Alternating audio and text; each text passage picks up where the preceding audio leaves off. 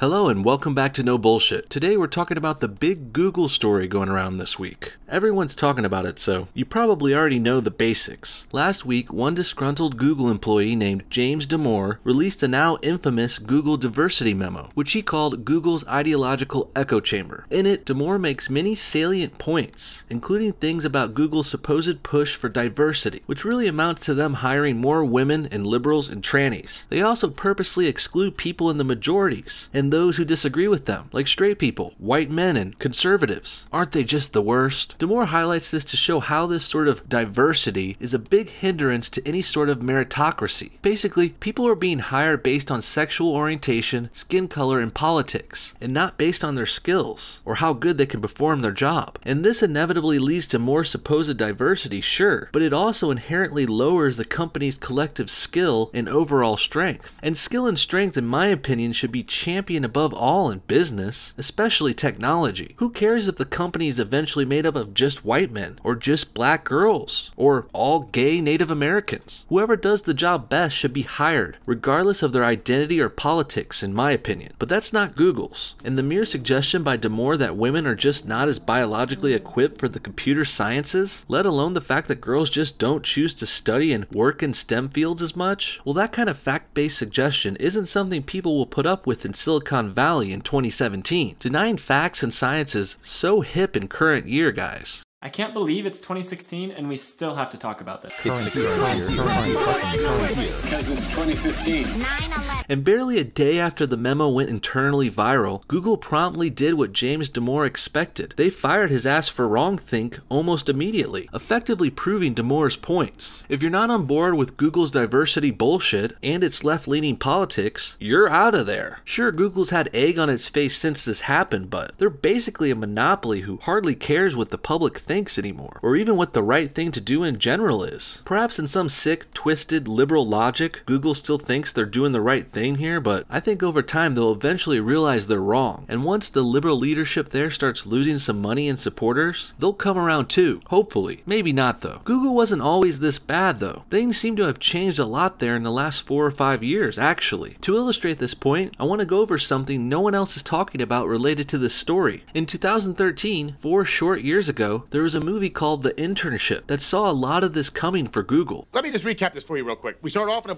now we're saving lives. What? What? Wait a minute, we were stuck in a blender, What a journey. and now we're saving lives?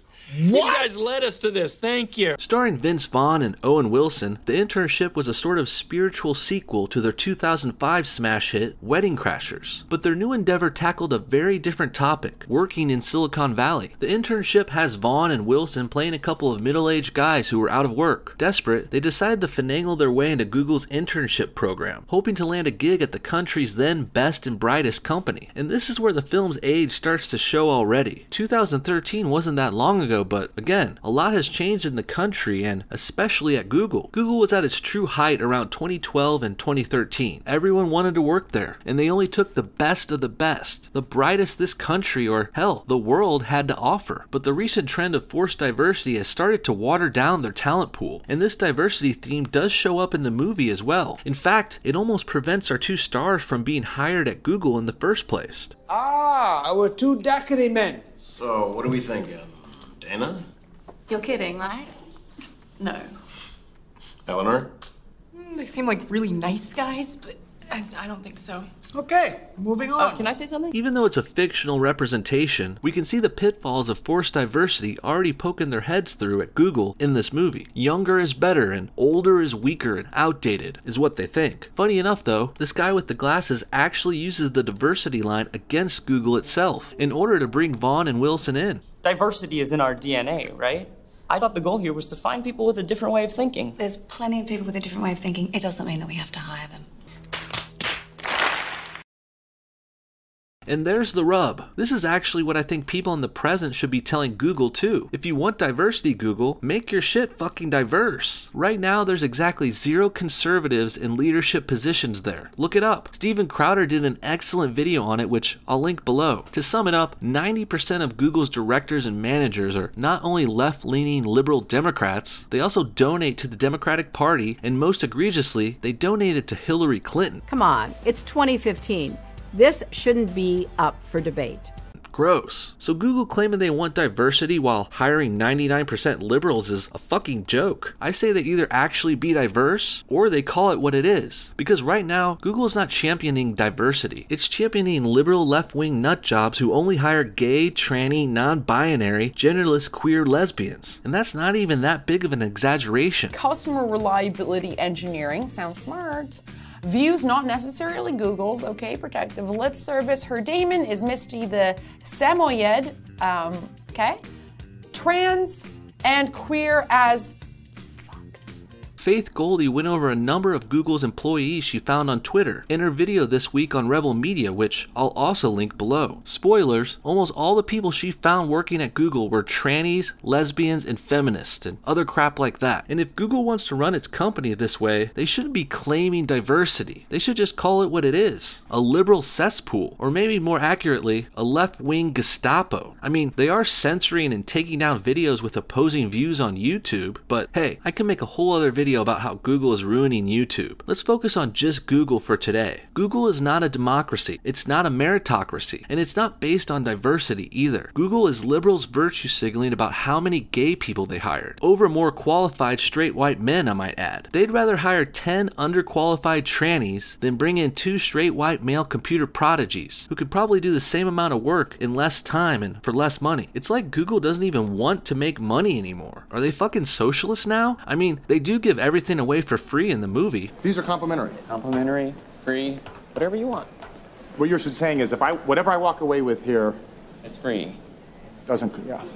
You can have bananas. I probably should, only because it's a great way to, this is the most important meal of the day. In the end, Google isn't really breaking down monetarily, sure. Like I said, they have a virtual monopoly on internet searches and on video sharing with YouTube. And now we're seeing what a company with that amount of pull does when they don't have to worry about money or competition anymore. They turn their staff into this sort of left-wing word police, who's obsessed with outing people in the company who don't toe the line. They even take down people's videos and disable their Gmail accounts if they don't align with them properly, like they did with Jordan Peterson just this week. Fortunately for him, he's rich and wildly popular, so he was able to pursue Google to reinstate his accounts. But people like me and you and many of our favorite YouTubers, we don't have that luxury, and that's why Google is breaking down. It's not losing money or membership yet, but it is losing its prestige and it has definitely lost its way.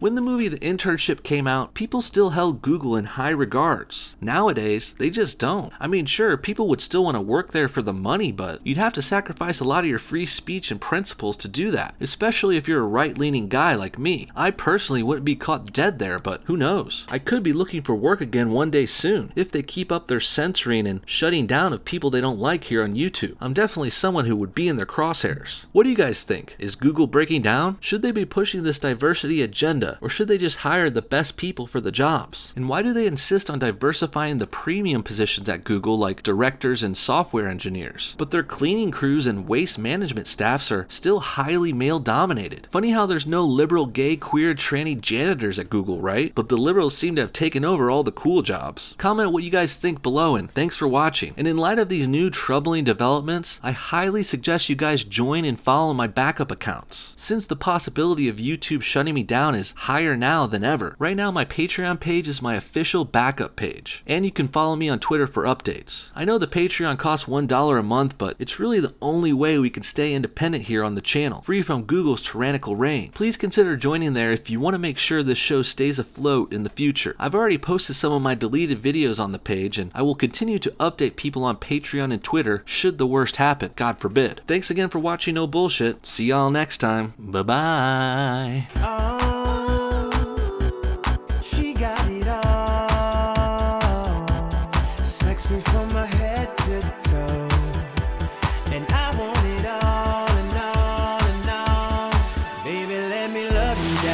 One more thing, I want to give a special thanks to these amazing Patreon supporters. You guys are the best. You guys went above and beyond the rest, and I love you so much for it. If anyone else wants to donate or join our Patreon crew, link in the description. Thanks again.